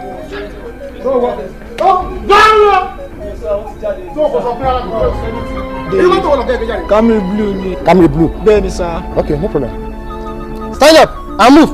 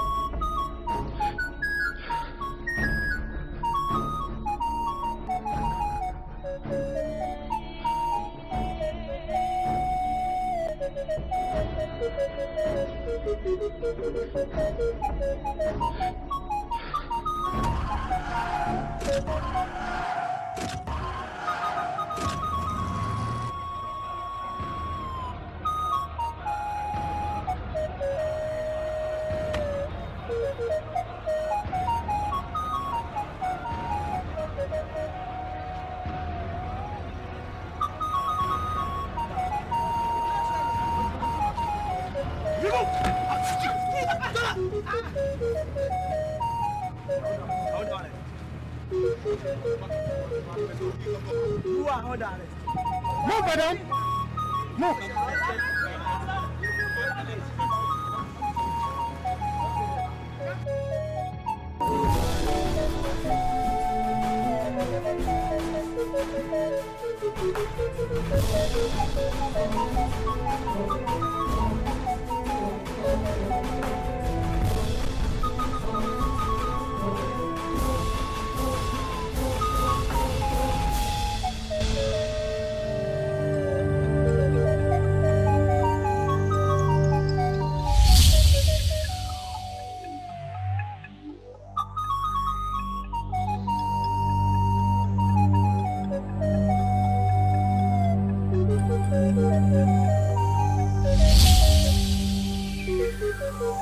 Dabo, you called for me. What happened? Kabo, see guy where I call my best friend, Yomi. Tí o gbé ọmọ sí náà máa, nǹkan tó ṣe fún mi. See my head, Kabo. I want to become a complete man. I want to join your group. And I want to be a strong mind. Kabo. Do you surrender? I so surrender already. Forever. Ever.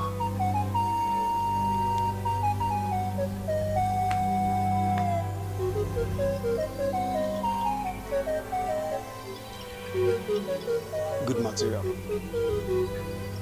Movement.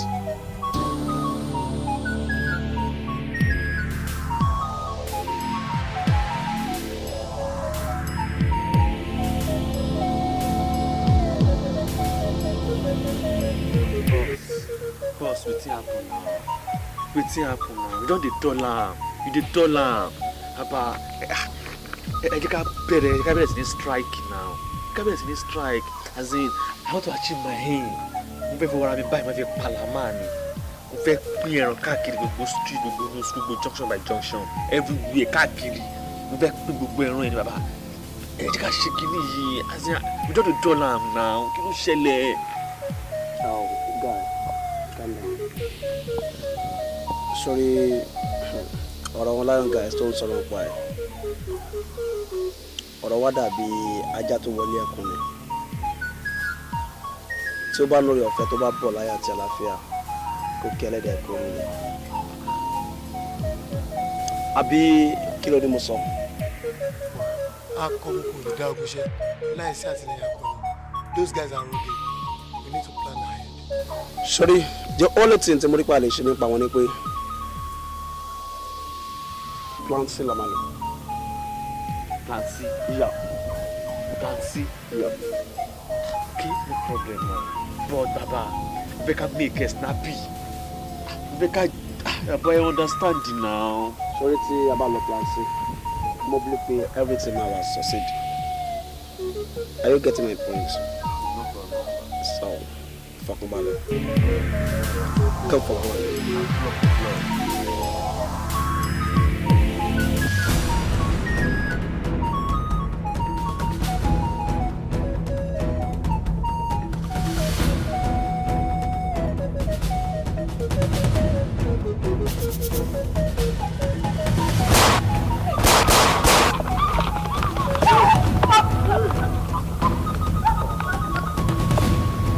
Guys, movement.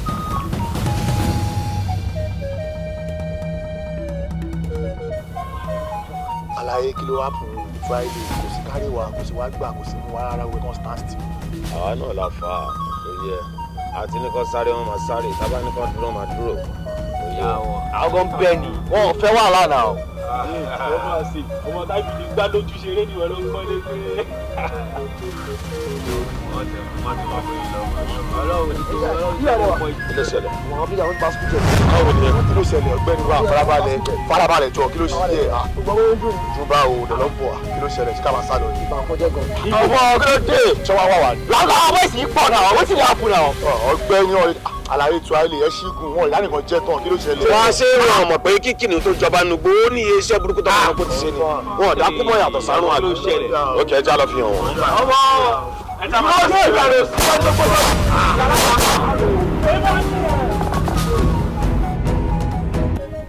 pàdé mi. ọmọ ìyá David too. ọ̀rọ̀ ọmọ Bọ́lá yẹn ó ti sú mi o cause mi kan mọ reason why ni àwọn obìnrin tó bá ní plan fún báyìí wọn kì í láìkè yàn mí mọ́ ọmọ yẹn mo yẹ láìkẹ́ tí mo dẹ̀ máa bá ya plan yẹn kò ní bílíọ̀ tí bá lówó lọ́wọ́ ìlú máa wá kò sówó kò sí ti bí ni o bá ti lówó lọ́wọ́ báyìí mi rí ni ó ti sú mi o inú mi ò dùn rárá bí ó wò mí Ọlọ́run. ọmọ ẹ̀ àgbẹ̀yẹ kó sú ẹ̀ sórí àwọn obìnrin tó wà ń tà ń sìn ọ̀fẹ́ kí èèyàn máa pampa àwọn ọmọ tó bá kẹ́ lójú tó kẹ́ nímú ó máa padà dá problem sí ẹ lọ́rùn gbẹ̀yìn ni but sórí tó bá jẹ́ pé tó bá ní lọ́wọ́ ló máa wá fílẹ̀ jẹ́ kó wá náà ìbò fẹ́ wá gbà ni tó bá ti dé ṣé ṣàkàṣàkà ṣé bọ́ ṣe lè ń ṣojú tó bá ń lọ ṣe bó ló fẹ́ gbà á dẹ̀ fún lówó ẹ̀. so ọwọ́ tóbìnrin bá gbé wá fún ẹ òun náà ló máa lò fún. that is different from pé tí o bá sówó kò sí kinní ọmọ irú ọmọ bẹ́ẹ̀. hey guys ibi dẹ wà ní. kí ló ṣẹlẹ̀. tí school ti dàrú tó ti pa wọn lọ àwọn lion boys àtàwọn blade boys wọ́n para wọn báyìí ni. ẹ máa ṣe ẹ wo mo kàn ní kí n wá sọ fún yín ni ẹ wo ikọ̀ tọ́lọ́dẹ bá rí inú gbó kó ṣe gbẹ̀ ló ń sọ. mo rí yín ná. ó ṣe o ṣeré. àwọn nọ́mọ̀ ọ̀tọ̀ọ̀tọ̀ ló.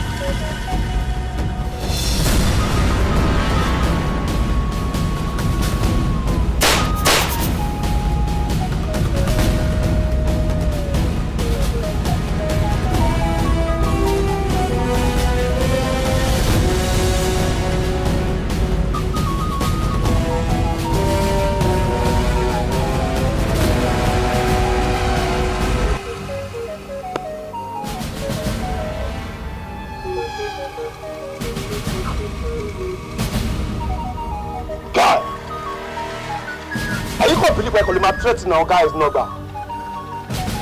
Let me tell you one thing.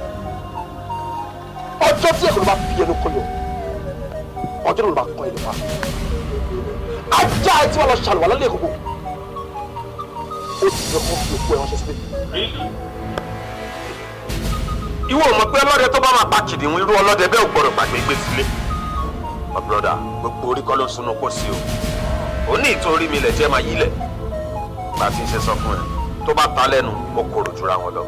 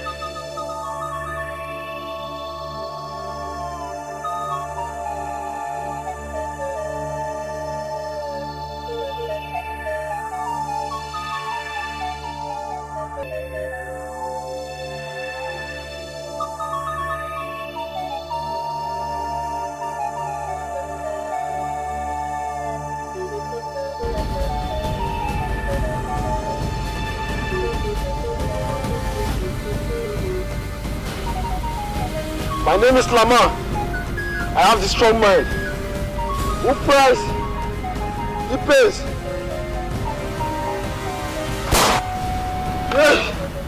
Lamar, I have the strongest mind. Ikú palapata ó kìí lóru. Ọmọ ìyá náà ló ti dá lóru ńkọ́. I caused it when I set my eyes on you as my best friend. Bastard! Hands up! Hands up! Hands up! Tó bá gbìyànjú láti gbé ẹsẹ̀ kan bẹ̀rẹ̀, màá fìbọn fún ẹsẹ̀. Officer, arrest him. Drop your gun now!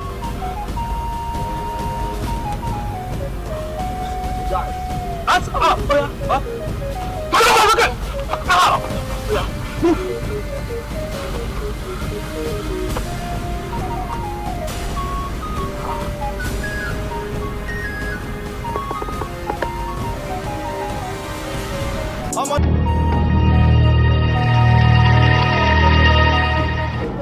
Madam, kí ni connection tó wà láàrin ẹ̀yin àti àwọn couple tí wọ́n wà lórí ìjókòó yìí tó fi di wípé ẹ jí ọmọ wọn gbé? Ẹ ṣàlàyé fún mi. Mo mọ̀ wọn, àwọn náà dẹ̀ mọ̀ mi dáadáa. Ṣé ẹ rí ní ìgbà kan? Ṣé rí bí mo ṣe explain fún yín yẹn bẹ́ẹ̀ ló ṣe rí o, mi ò parọ́ kankan fún yín o, mi ò parọ́ rárá. Lẹ́bùdé, ṣé kò sí àwọn ìlú gidi tó gbádùn ju àwọn ìlú mi tó ti ń dárúkọ lọ ni? Ìlú pọ̀ lóríṣiríṣi tí mo ní slot ibẹ̀ lọ́wọ́ náà. I have Libya, mo ní slot ní Zimbabwe, mo ní slot ní Rwanda, mo ní slot ní Togo, Ghana, Benin Republic. Ṣé wá débi kan pátá àwọn èèyàn ṣe wàá kojú sí ara tí wọn ò ṣe fọkàn sí pé wà ń bẹ ibẹ̀ lówó dẹ̀ wá gidi gan, ìyẹn ní lomẹ́. Ṣé rí àwọn obìnrin tí bá kó ọbẹ̀ ń sìn wọ́n lè lẹ́yìn bí wọ́n ṣe ń gun bíi àwọn power bike wọ́n dẹ̀ fi máa ṣe business 10 naira 20 naira ó ń dówó gan ni o, àwọn èèyàn dẹ̀ fojú síbẹ̀ o. Just like that. Ó dẹ̀ sọ pé gbogbo bó ṣe ń dún ẹnu yìí kò ṣe kó fẹ́ lọ fi wá ṣe ẹrú bẹ́ẹ̀ yẹn ṣá. Ẹrú bíi ti báwo? No ọlọ́run ṣé rí ẹ máa jẹ́ kí n sọ nǹkan fún yín, ẹni tí ò bá ní ìbẹ̀rù ọlọ́run ló máa fi jẹ ọmọlàkejì ẹ̀. Simple thing ni gbogbo nǹkan tí mo explain fún yín bẹ́ẹ̀ ṣe ní ẹ̀rí ọkàn lèmi náà lẹ́rìí ọkàn. Ṣé rí àwọn tí mo ti ń kó lọ gbogbo pátá ló ọ̀rọ̀ wájú máa ń yẹra wa 6 months pé lẹ́yìn fi máa ṣiṣẹ́ tá a máa gbowó ẹ̀sọ̀wọ́ tá a máa fi di owó tá a fi gbé yín travel ìyẹn ní gbogbo wàhálà àti stress then ó póríṣiríṣi àwọn agency everybody máa gbanú ẹ̀. Ṣé again after that 6 months ẹ ti free láti ṣe business tó bá wù yín, o ní fashion designer irú àwọn tó fẹ́ ṣe bóyá bíi sports ó póríṣiríṣi tẹ́lẹ̀ tí máa bá business yín lọ. Bọ́n kò ṣe mọ̀ pé ẹ fọ́ nìkan ṣá cause ẹ kàn ní a máa dé bẹ́ẹ̀ a máa ṣe gbogbo kinní kan bó ṣe easy náà nìyẹn. Ọlọ́run èèyàn 60 mo ti ṣe fún. Láàárín bíi 2 months sígbà tàwa yìí mo ti kó èèyàn 60 lọ tí wọn ò dẹ̀ ní problem wọ́n ń gba owó tiwọn èmi náà dẹ̀ ń gba percentage mi kò sí jàǹbẹ́ o a dẹ̀ jà. Ó yí sí i. Bọ̀dá pẹ̀lú gbogbo atótó ní látàárọ̀ ẹ tí ì dárúkọ ìlú tí mo fẹ́ ṣé ẹ ní líǹkì sí UK ní àbí US àbáwọn ibi tó tiẹ̀ tún gbádùn ẹ kàn ń dárúkọ Rwanda Uganda kíní kan ń ga gbogbo ẹ kàn ń gádà ní kí ló ṣẹlẹ̀ gangan. ṣe rí voice ti yín ó tún máa tún jáwó láwọn ibì kan bọ̀ sí yẹn láàrin mi àti yín máa sọ kóòdù yẹn fún yín lọ́tọ̀rọ̀ mo ní àwọn bíi ìlú lóríṣiríṣi o tí mo ní slot ẹ̀ lọ́wọ́ bọ́ ṣẹ́rí lọ́wọ́ tá a wà yìí mi ò sọ pé gbogbo àwọn ìlú tẹ̀ ń dárúkọ yẹn náà jáwó bọ́ ṣẹ́rí Libya gangan àti Egypt ṣẹ́rí ẹ kò lè yé yín báyìí sí nítorí pé yín sì wà níbí ẹ ríran ju bí tẹ́ wà lọ ẹ wò ké. ẹ má bínú wípé question mi ti ń pọ̀ jù ṣé by road la fẹ́ lọ ni àbí by flight àbórí omi la fẹ́ gbà lọ. ẹ wo ẹ jẹ́ kí n sọ nǹkan fún yín ṣẹ́rí tí wọ́n bá sọ pé ẹ máa lọ by flight wọ́n á sọ pé kẹ́ lọ get visa passport oríṣiríṣi gbogbo stress yẹn gan ti pọ̀ jù fẹ́ẹ́ tí ò fẹ́ lówó ẹ̀ ní ò fẹ́ help yẹn sincerely speaking bọ́n ṣe rú àwa ní táwa ń ṣe bíi pé àwa máa gbìyànjú láti gba gbogbo dọ́kúmẹ́ǹtì yẹn fẹ́ yín ṣe rí gbogbo owó tí àwa máa ná yẹn ẹ̀yẹn fi dá wa bẹ́ẹ̀ ṣe máa travel but by road ni kò dẹ̀ nira rárá àwọn èèyàn ń ṣe lóríṣiríṣi tí wọ́n dẹ̀ ká gbọ́n nǹkan yẹn kún ṣe rí ẹ̀yẹn máa had importance kankan mọ́ ìyẹn ló jẹ́ ká ẹ má ní free Ọlọ́run. ẹ má bínú pé mo tún fẹ́ béèrè nǹkan kan lọ́wọ́ yín nítorí èmi tí mo ṣe wà yìí lẹ́mìí tí mo lè fi ṣòfò gbogbo àwọn náà là ń wo TV a dẹ̀ ń gbọ́ news lójoojúmọ́ gbogbo àwọn tó ń lọ by road gbogbo náà ń kú sórí desert gbogbo máa ń ròyìn gangan báyìí tó máa ní pé kinní kan ló pa wọn kinní kan ló yọ wọn lójú jẹ́ jọ nítorí Ọlọ́run èmi nìkan nìyá mi bí. ṣẹ́rí gbogbo tẹ̀ ń sọ ìyẹn ò rí o ẹ jẹ́ kí n sọ nǹkan fún yín ṣẹ́rí àwọn èèyàn kan wà tí wọ́n sì wà òkè ní the business dance ọ̀rọ̀ ń pẹ́ wọn ò fẹ́ káwọn èèyàn já sí i wọn ò fẹ́ káwọn kan kó Nàìjíríà àwọn wọn lọ ń plan àwọn èèyàn ló lọ ń create 3D animation tó fi ń build àwọn èèyàn tó ń fẹ́ yíyà àwọn èèyàn ni wọ́n fi ń dẹ́rù àwọn èèyàn káwọn èèyàn má bàa wá wọ́n lè máa fi pé ọ̀nà yẹn risk kò ṣe lọ. all is well wọ́n kú ṣe ń sọ ọgbẹ̀ látàrí ọ̀nà bẹ́ẹ̀ náà lòun yí wọn anyway káṣà tiẹ̀ wá save ní kókó. ẹ ṣe rí nǹkan tẹ́mi kan nílà tó dọ̀tí ni pé ẹ̀yàn kan sọ fún mi pé yes ìpẹ́ ti gbọ́ ṣe rí business mo bá yín sọ mo ti bá àwọn èèyàn sọ tí wọ́n dẹ̀ hagiri tí wọ́n kálukú dẹ̀ ń bá business ẹ̀ lọ tí wọ́n dẹ̀ ń gba percentage wọn kò sí nǹkan kan bẹ́ẹ̀ very very simple. ẹ̀gbọ́n ẹ mọ̀ kó tó máa ṣẹlẹ̀ ẹ jẹ́ kémi àtàwọn ọ̀rẹ́ mi kárìíra á ronú sí i so tó bá wà yìí máa jẹ́ I'll get back sí yín.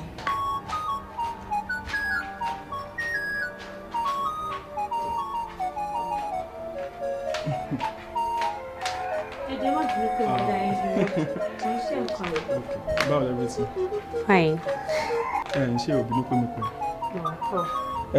business kékeré kan ló wà nílẹ̀ mo kàn ní kí n fi lọ mi ò mọ̀ bóyá ó máa ní interest mi ìdẹ̀bẹ̀ interest ìta fáwọn ọ̀rẹ́ ní South Africa ọkọ àti ìyàwó kan ló wà wọn ò rọ́mọ bí àwọn méjèèjì dẹ̀ ti try gan seriously wọ́n ti lọ sọ́tún lọ sósì lórí pé wọ́n ń wọ ọmọ káàkiri náà later ni wọ́n discover pé medically àwọn méjèèjì wọn ò ní problem ẹnìkan ló wà advise wọn pé tí wọ́n bá lè rí young lady tí wọ́n lè gba sperm ọkọ àti ìyàwó tí wọ́n máa gbé sínú womb tiẹ̀ tó lè bá wọn homo tó lè bá wọn nurse for good 9 months á dẹ̀ deliver ọmọ yẹn fáwọn pé wọ́n máa wà okay at least wọ́n wá ń wá bí wọ́n ṣe lè ṣe ìyẹn ni wọ́n fi lọ èmi opportunity gidi ni kò sẹ́ni méjì tí mo fẹ́ fi lọ ju pé kí n wá bá ẹ lọ ṣé ìyìn mọ̀ bóyá o lè ní interest owó gidi dẹ̀ wà ń bẹ̀. ẹ wo ìyẹn lè díẹ̀ o ẹ ṣé kò ní ṣe pé ẹni yẹn máa ní kọ̀kọ̀ pẹ̀lú mi ṣá.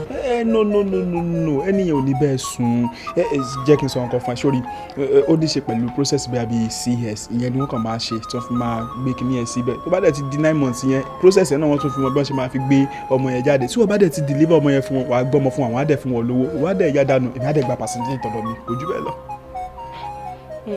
ṣe rí lákòókò náà èmi ò gbọ́ bí tó ti ń ṣe irú nǹkan bẹ́ẹ̀ yẹn. ṣé o mọ problem tèmi ní gangan nǹkan kan risk mọ̀ lọ́wọ́ ta wa ó ti sure ó certain àwọn èèyàn ń ṣe kíní successfully ó dẹ̀ ń lọ ó kọ́ mọ ibi ìbáyìí ni wo ti rí gbogbo yẹn ó kọ́ mọ gan bó ti bá àwọn èèyàn ṣe lóríṣiríṣi jẹ́ kí n sọ nǹkan fún ṣé ó ní tí mo fẹ́ ṣe òun ló dàbí bíi ẹlẹ́ẹ̀kẹrin àbí ìkẹrin tí wọ́n máa gbérò ẹ̀wà kò dẹ̀ sí problem gbogbo wọn náà live fine wọ́n dẹ̀ live large.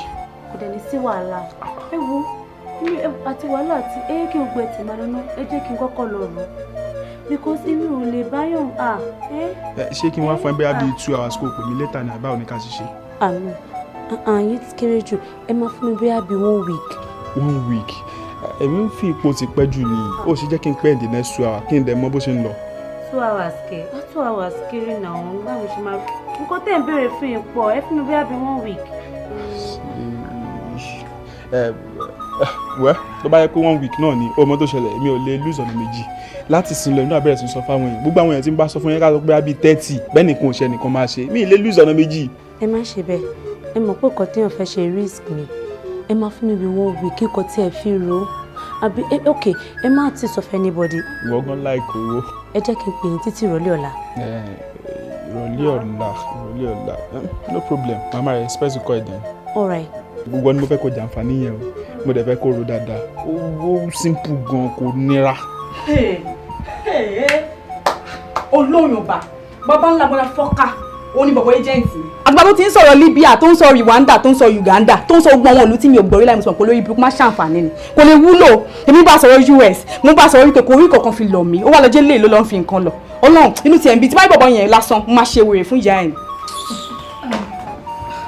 Wo Becky àsìkò ti tẹ̀ yìí lóde o abeg may you grab am sharp má tẹ̀ dúró tètè àṣẹ nǹkan tó fẹ́ ṣe ni. Wo ọ̀rẹ́ mo bẹ̀ yọ opportunity lélẹ́yìí má kárí ẹ̀ rárá wo tó fẹ́ pè mí ni mo rí opportunity ni má ṣe.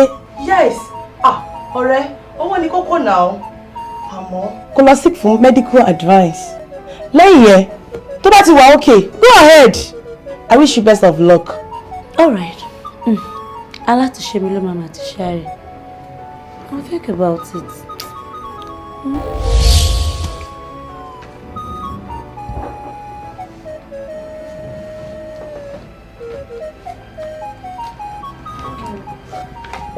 Mo ń try láti document àwọn ọkàn mi.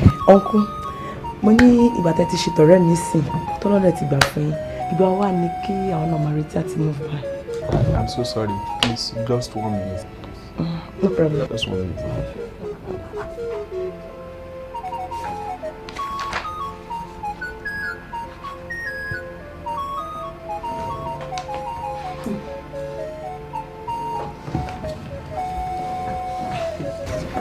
Becky, here's your own copy.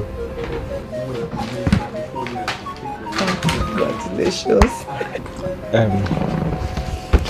Àti pẹ̀lú Ọlọ́run eléyìí tí yanjú sí láàrin èmi pẹ̀lú ẹ̀yin ṣe rí nǹkan tẹ́yin béèrè yẹn tó bá di Friday ẹ̀yin pẹ̀lú àwọn ladies tó ṣẹ́kù ẹ máa travel lágbára Ọlọ́run tó bá fi máa di bí Tuesday night sí Wednesday morning ẹ máa ti débi 10 lọ.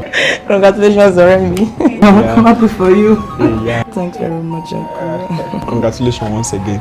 Actually àti ní agreement nsìn gbogbo wa dẹ̀ ti mọ̀ yẹn láàrin àwa méjèèjì bó ti nǹkan kan tèmi fẹ́ kẹ́ mọ̀ ni pé ṣẹ́rí nípa ti percentage tèmi bẹ́ẹ̀ mi ṣe máa gbà yẹn ẹ̀yẹn fi yẹn dá èmi ṣe get lágbára Ọlọ́run jẹ́ ká máa wò wíyá bí in 2-3 weeks time so at least you should be able to join them there. That's good. Thank you. Yeah there's nothing. Thank you. lẹ́yìn ìgbà tí mo wá padà dé sí Nàìjíríà mo meet Báyọ̀ tó rẹ́dí àti fẹ́ mi sílé gẹ́gẹ́ bí ìyàwó ṣùgbọ́n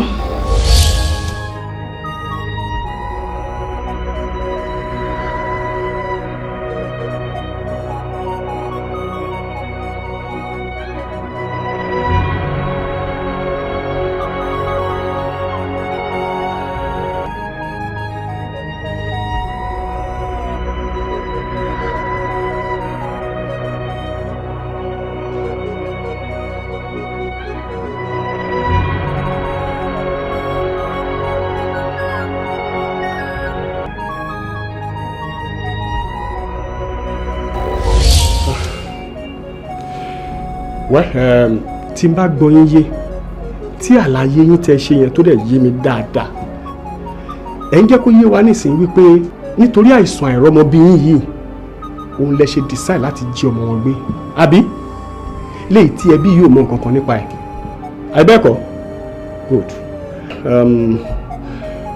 officer sir ṣé kìí ṣe àwọn patrol yẹn lóde yẹn. yes sir.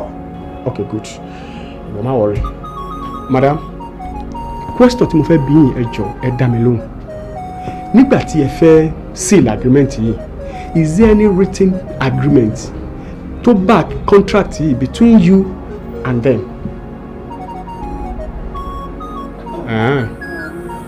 Kò sí ẹ ò mọ̀ bóyá wà no problem.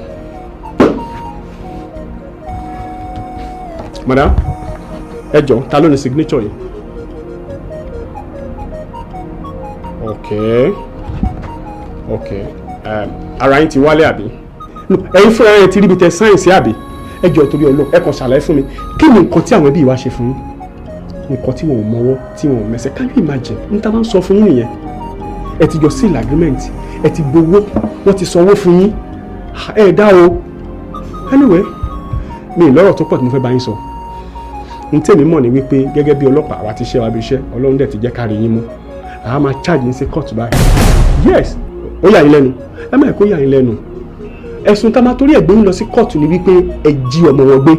Tẹ̀bá wá dé court o, ohun tó bá wu adájọ́ òun ló máa dá lórí ọ̀rọ̀ yìí.